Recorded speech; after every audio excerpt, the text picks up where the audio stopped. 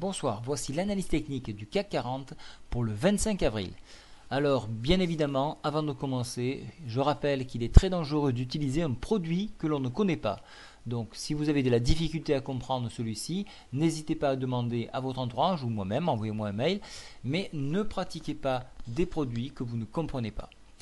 Alors, on regarde les calendriers économiques d'aujourd'hui. Alors aujourd'hui, bien sûr, des mauvaises statistiques, bien évidemment, mais une grosse pression sur le marché puisque Draghi, depuis qu'il a lancé cette rumeur qu'il allait baisser les taux, alors rien n'est encore acquis, bien sûr, maintenant il est obligé d'avancer parce que tout le monde entend ça.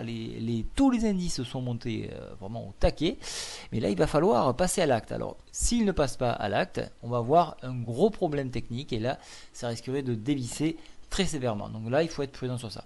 Dans la mesure où il valide son taux, je pense que les cours ont déjà anticipé ça et du coup on devrait quand même avoir un petit repli.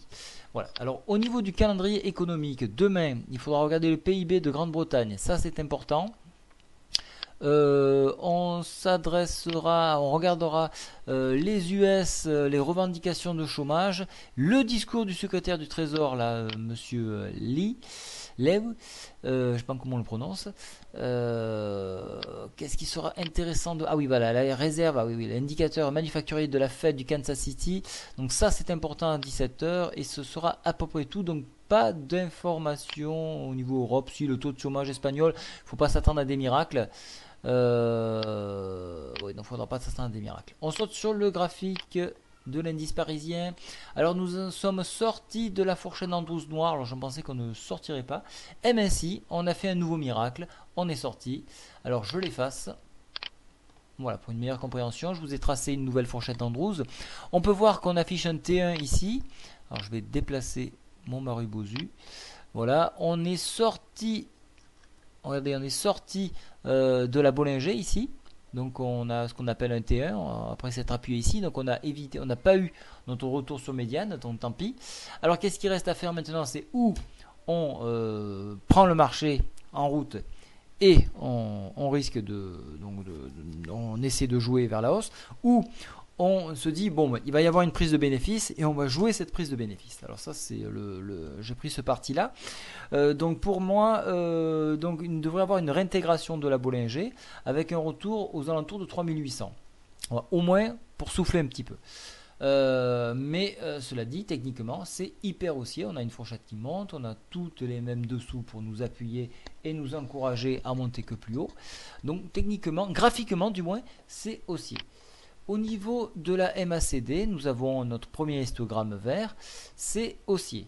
Au niveau du stochastique, on voit un bel écartement, on tire vers le haut, mais attention, cette croissance excessive peut cacher ce petit souci. Donc là aussi, c'est haussier. Le checking money flow, alors ça c'est assez intéressant. On a eu encore une fois un plus 1,70. Vous voyez que même si les bears lâchent du mou, ils sont toujours présents et c'est toujours eux qui ont la main. Alors qu'est-ce que ça veut dire? Ça veut dire qu'ils rachètent sur les plus hauts. Voilà ce que ça veut dire. Donc attention, on peut avoir, de par le fait qu'on a un checking money flow de ce type-là, on peut avoir un faux signal de hausse. Alors le faux signal de hausse, on a profité, toute la journée on a profité. Pour ma part, j'ai pris sur des plus hauts. Donc j'attends un retour sur un pullback. Voilà, donc pour moi ça sera baissier, mais dans la continuité on devrait encore continuer de monter. Voilà, donc là j'ai à peu près tout dit. Je voulais ici quand même jeter un petit œil sur le NGAS que j'avais proposé. Alors je vais le passer en 15, c'est quand même plus sympa de voir cette belle chute. Vous voyez, en 2 jours on a atteint notre objectif. Parfait, félicitations donc pour ceux qui ont joué le NGAS. J'ai également proposé le copper, donc le cuivre, pour ceux qui sont abonnés. Bravo à tous, vous avez fait une très belle performance. Voilà, je vous souhaite à tous une très bonne soirée. Au revoir.